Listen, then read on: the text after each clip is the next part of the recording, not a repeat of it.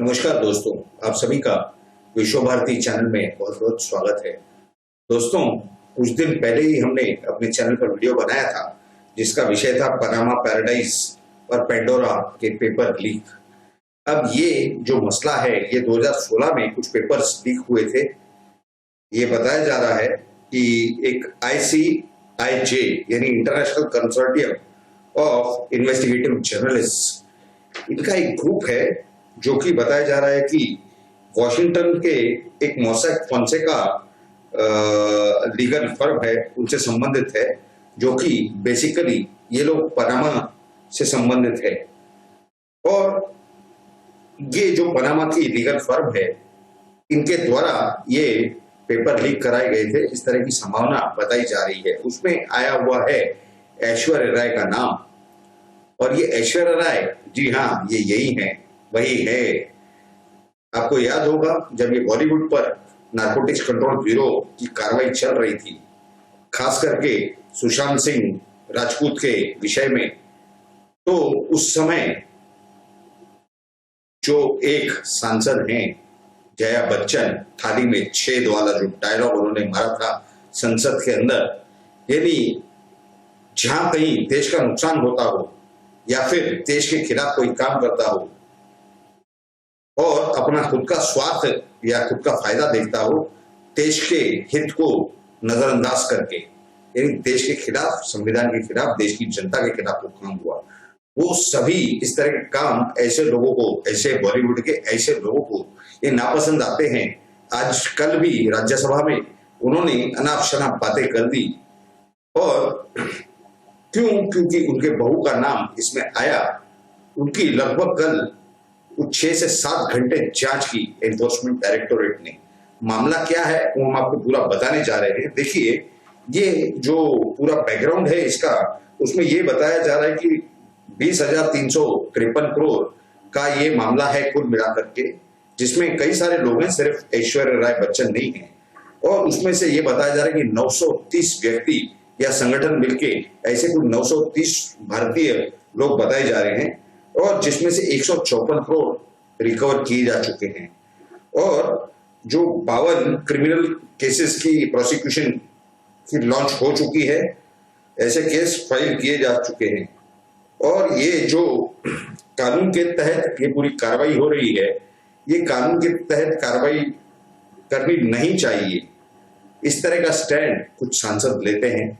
वो सांसद होते हुए संवैधानिक जो प्रावधान है उसके तहत भी वो संविधान का विरोध करते हैं। डॉक्टर बाबा साहेब अम्बेडकर ने बनाए हुए संविधान का नहीं, इसके साथ वो डॉक्टर बाबा साहेब अम्बेडकर जी का भी वो इंसल्ट कर रहे हैं। इस तरह का स्पष्ट दिखाई दे रहा है। 130 करोड़ के बाकी के जो प्रोसीडिंग है, यानी जो जांच है, वो शुरू हो चुकी है और उसमें प्रक्रिया चल रही है कि उसमें केसेस रजिस्टर किए जाएं। और उसी के तहत, उसी के लिए सरकार ने एक मल्टी एजेंसी का ग्रुप बनाया हुआ है, जिसमें एनफोर्समेंट डायरेक्टोरेट है, इनकम टैक्स हो, RBI हो, financial intelligence unit of India है। इस तरह की काफी सारी व्यवस्था सरकार ने की है। और जो हमने आपको बताया कि 130 करोड़ के संबंध में ये जो कुछ गतिविधियां चल रही है, इसी विषय में ये ऐश्वर्या राय बच्चन का भी एक नाम था।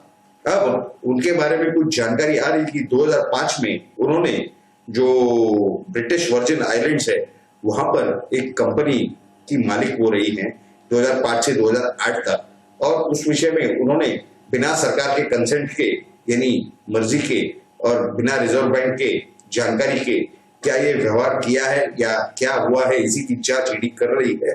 खैर, उसके बारे में जो स्पष्ट रूप से जानकारी आ रही है बाहर, वो कुछ इस प्रकार की है कि उनकी जो ये कंपनी थी, उसकी कैपिटल वैल्यू उस समय 2005 में वो बताई जा रही थी $50,000 बताई जा रही थी, और उसकी काफी बड़ी कीमत होती है। यानी अगर ये $5,000 भी अगर बताए जाए तो भी ये 37 लाख और 72 लाख के आसपास इसकी कीमत होती है।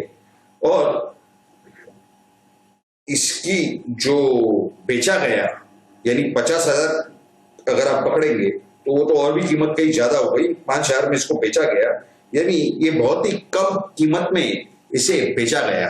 तो इस तरह की जो हालात है, यानी आप समझ लीजिए कि 100वें हिस्से में बेचा गया, तो सरकार को और एनफोर्समेंट डायरेक्टोरेट को ये शक होना लाजमी है कि बाकी का जो पैसा है क्या वो हवाले से कैश करके यहाँ मंगाया गया, यानी हाथ में उनके कैश यहाँ मंगाई गई, या फिर वो जो बाकी जो रकम इन्हें नहीं प्राप्त हुई, यानी 90 या 95% या 99% जो पैसे इन्हें नहीं प्राप्त हुए वो कहाँ गए?